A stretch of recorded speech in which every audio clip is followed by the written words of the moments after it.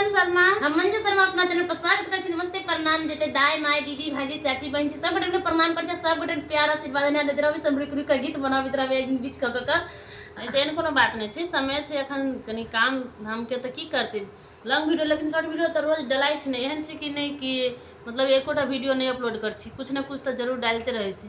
तो हम दोनों देवरानी जेठानी बहुत प्यारा सा नचारी गीत लग फिर से एली। भोला बाबा के नचारी गीत लग आयल छै। सब जरूर सुनबे, जरूर कमेंट करबे। क्या बहुत नजदीक में सोमवारी छै तो कावड़ लके जे सब कावड़ सजा के जाय छथिन देवघर तो उनका सबके जरूर हम सब त घरे में गीते गायब के मन पूरा करे छी।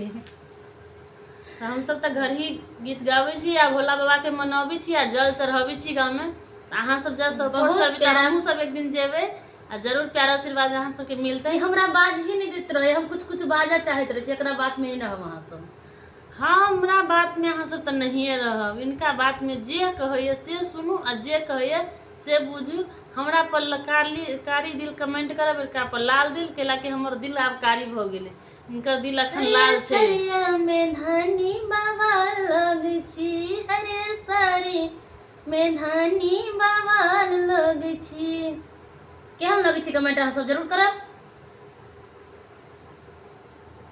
प्रीति मालिनी गे सपना देखल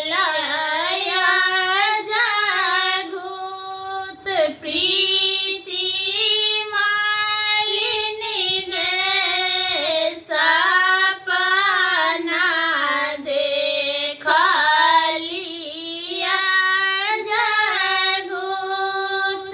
सपना में देखली मालिन, सपना में देखली मालिन।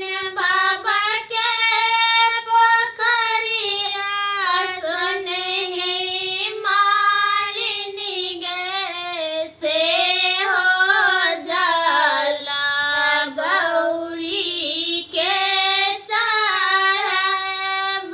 सुनहि मालिनी गे से हो जाला गौरी के चढ़ब। प्रीति मालिनी गे सपना देखलिया जगुत। प्रीति मालिनी गे सपना देखलिया जगुत। सपना में देखली मालिन, सपना में देखली मालिन। बाबा फूल बरिया सुनहि मालिनी गे से हो फूल गौरी के चढ़ब। सुनहि मालिनी गे से हो फूल गौरी के चढ़ब। प्रीति मालिनी गे सपना देखली